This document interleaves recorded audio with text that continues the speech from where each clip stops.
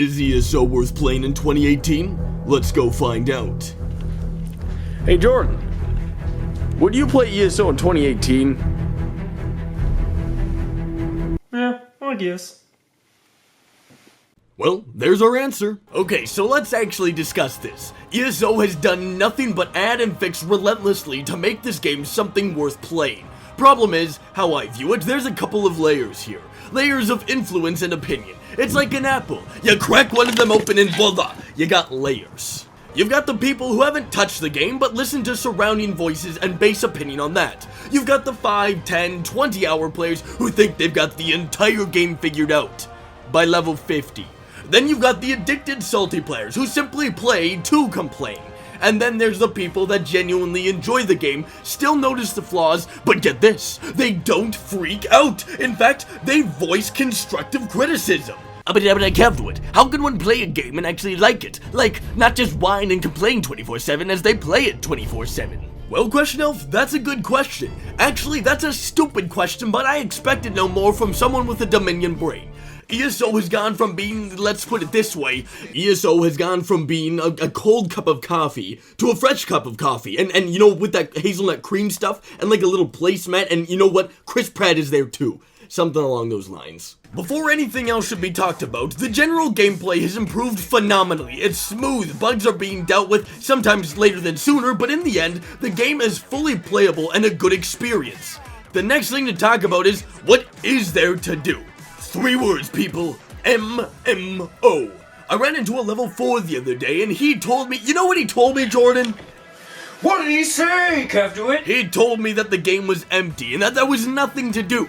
I then proceeded to tell him, you know, you should probably finish the tutorial first. Elder Scrolls Online's base game already has quite a bit of content. Then you've got Imperial City, Orsinium, Thieves Guild, Dark Brotherhood, and Shadow of the Hist. And that was pre-2017. In 2017 alone, we got, boom, Homestead, Build Your Home. Morrowind, not a DLC and, well, not an expansion, but still a massive addition. Horns of the Reach, more dungeons to grind your gears, and Clockwork City, which takes a lore sledgehammer to your face. And now it's 2018 and we already have our very first DLC coming in February, Dragon Bones. Plus, alongside Dragon Bones, they have this patch. And oh, I wouldn't call it just a patch. It's like a pan of freaking good, freshly baked cookies. They're fixing tons of problems with the games, balancing things out, and although obviously it's not going to make the game perfect, unlike these cookies, it's definitely moving in the right direction. On top of that, there's already promise of tons of new content and events, and if it's anything like 2017, we're going to be up to our eyes in great content.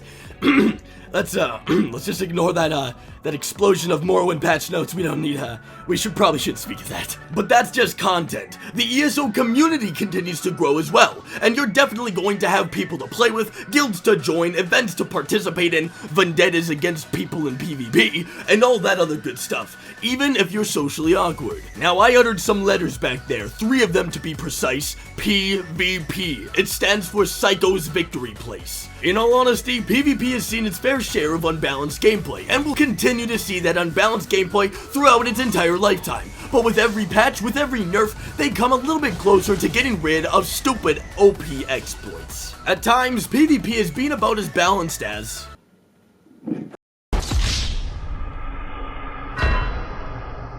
But with this recent note of patches, things are seeming to move in a much better direction. Now going into 2018, ZOS is going to continue to deliver when it comes to ESO. If you're wondering if ESO is worth playing in 2018, what it involves, what you can be in the game, literally everything you want. You can choose your class, your race, your playstyle, if you want to be in a guild, a group, or go solo. If you want to engage in, role-playing. Are you kidding me?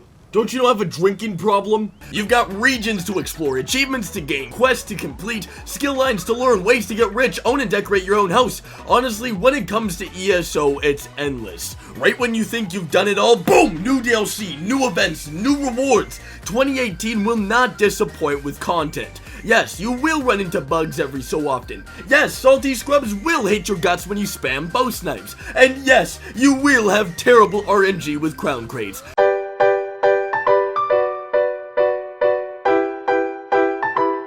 But that just adds to being a part of ESO. You can decide whether or not it's worth it to you. But one thing is for sure, one way to become the master, the greatest ever, is that you need to become a master angler. You thought I was gonna break into dancing? What am I, some sort of...